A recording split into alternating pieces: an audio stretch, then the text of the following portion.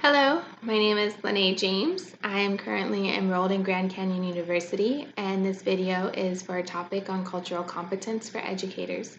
To be a culturally competent educator is to be an educator who is open to learning students' cultures and backgrounds and is also able to successfully teach students of different cultures.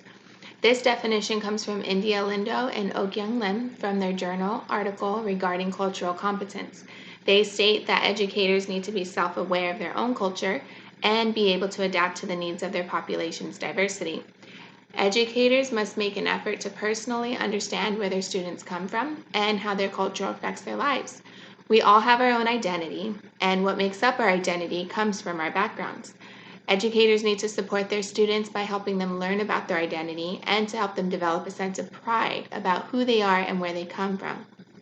Diversity has become prominent in our country and in our schools, and educators need to be culturally competent so that they can make an impact in their students' education. I would personally place myself in stage 4 of the cultural competence continuum chart. I believe I am cultural pre-competent. I do not have much experience in teaching or other cultures, but I know I have an open mind and a desire to learn about them. I want to be inclusive and bring that into my future classroom.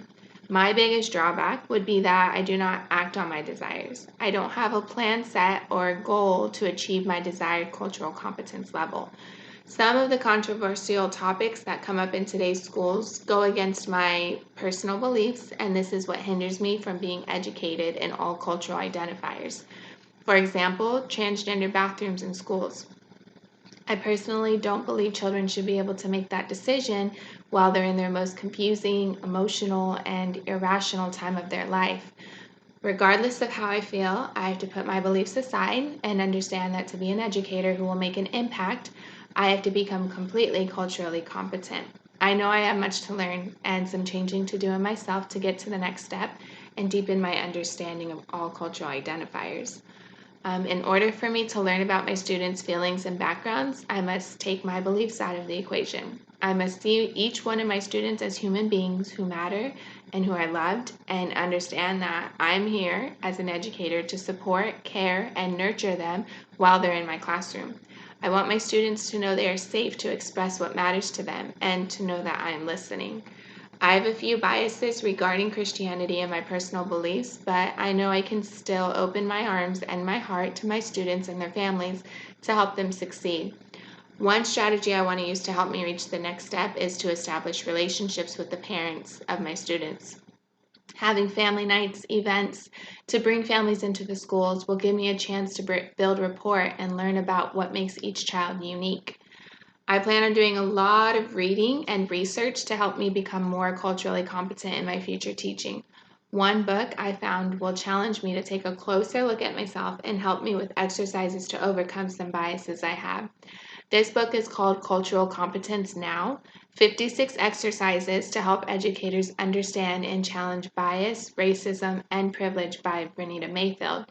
Another good book I came across is called Cultural Awareness, Sensitivity, and Competence by Michael Winkelman. This book will help me develop a sensitivity when working with people from other cultures. There will also be opportunities to participate in professional development courses that will help me as an educator learn more about how to engage with families of different cultures.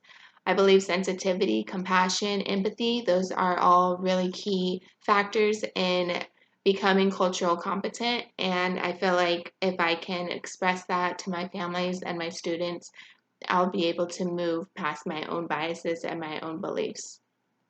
To create a classroom that is culturally inclusive, I'll encourage students to discuss what's important to them and their families. Amy Wells wrote in her journal article that schools are using two main approaches when it comes to integrating racial and ethnic equity in education. They are demographic diversity and sociocultural diversity. The first involves the people associated with the schools, including school admissions and faculty, so the students that are being admitted into the schools and the people that work there. The second involves the cultural background, history, and knowledge. Both of these approaches are promoting cultural diversity and helps with implementing practices in the classroom. Another way I'll integrate classroom or cultures in my classroom is by displaying flags of different nations throughout my class and posters filled with people of different ethnic groups. I want my students to walk in and feel welcomed and comfortable in their classroom. I want them to be able to relate to the things that they see. I'll teach my students how to speak kindly to one another and how our differences make us unique. My students will learn that different does not mean weird and that we are all friends who learn about each other's differences. I'll be sure to speak clearly and direct when I speak to my students so that those who are learning English as a second language will not be confused. Being able to correctly pronounce my students' names is important, and I'll be sure to make a point of learning each child's name at the beginning of the year and during open house. I want to advocate for my students and their beliefs so that they learn that they are important. I talked about how I can respect my students and their personal backgrounds regardless of my beliefs earlier, and I know how important it is for me to do this.